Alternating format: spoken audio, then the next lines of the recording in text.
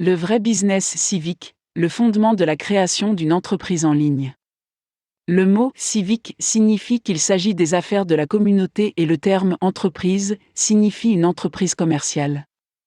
Ainsi, une entreprise citoyenne est une entreprise commerciale ou une société à but lucratif, dont la préoccupation première est les affaires de la communauté qui la soutient. Il suffit de regarder autour de soi. L'application ou la manifestation de ce concept peut être observée dans plusieurs communautés. Lorsque la communauté hispanique ou la communauté coréenne s'installe dans une zone donnée, elle a tendance à acheter des centres commerciaux et des magasins entiers en espérant que la communauté soutiendra ces établissements. Si ce concept n'existait pas, il n'y aurait pas de Chinatown à Paris et à San Francisco. La communauté indienne d'Asie illustre ce concept par sa domination de plusieurs organisations de marketing multiniveau et Steven Silbiger l'a bien exprimé dans son remarquable livre « The Jewish Phenomenon », lorsqu'il a écrit « Prenez soin des vôtres et ils se prendront soin de vous ». La pratique générale sur le marché aujourd'hui consiste à maximiser le profit tout en minimisant les coûts ou les dépenses. Cela se traduit aujourd'hui par des expressions telles que « fixer le prix que le marché supportera » ou « réduire les effectifs », redimensionner ou réorganiser. Une entreprise ne redonne à la communauté de ses clients que lorsqu'elle pense que cela améliorera ses résultats, et ce généralement sur une base programmatique. Toutes les grandes organisations ont leur programme communautaire ou caritatif, ce qui signifie qu'aussi vite qu'elles ont lancé ces programmes, elles peuvent aussi les arrêter. Les entreprises donnent et reprennent. Cependant, un programme de retour d'une entreprise civique n'est pas vraiment un programme. Il fait partie de la structure globale ou politique. C'est l'une des raisons d'être de l'entité. Les clients et la communauté sont de véritables partenaires de l'entreprise. Non seulement ils se partagent les avantages des produits ou des services, mais ils se partagent également la richesse de l'entreprise.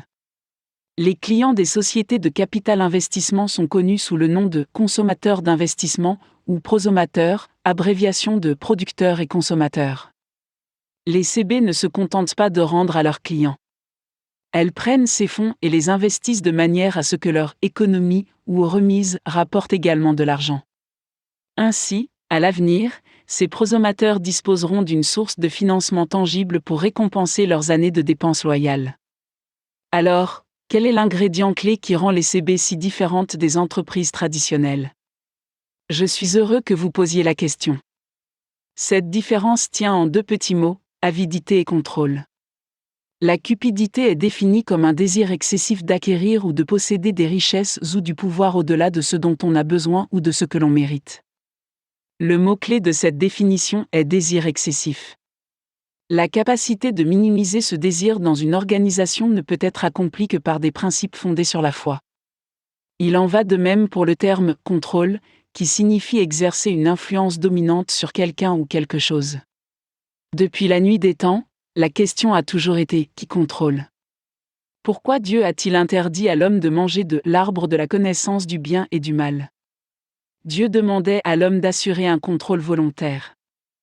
La même chose est encore vraie aujourd'hui. Les gouvernements sont formés, les guerres sont menées et les entreprises sont créées dans un seul but, la capacité de l'homme à contrôler d'autres hommes. Là encore, ce désir ne peut être minimisé que par la pratique de principes fondés sur la foi. Donc, pour résumer, quels sont les avantages pour le propriétaire et pour le client de participer à une CB ? Pour le propriétaire, un flux continu de clients fidèles. Une entreprise stable et bien établie. La propriété d'une entité qui peut être léguée par testament. Un coût minimal pour la publicité ou le marketing. Une tranquillité d'esprit pour dormir la nuit. Pour le client, partage de la richesse qu'ils ont contribué à produire. Propriété d'une entité qui peut être léguée par testament. Savoir qu'ils ont le soutien des entreprises dans les moments difficiles. La tranquillité d'esprit pour dormir la nuit. Voilà, vous l'avez, la véritable image d'une véritable entreprise citoyenne. Laissez-moi vous poser une question. Sachant cela, pourquoi voudriez-vous faire des affaires d'une autre manière ?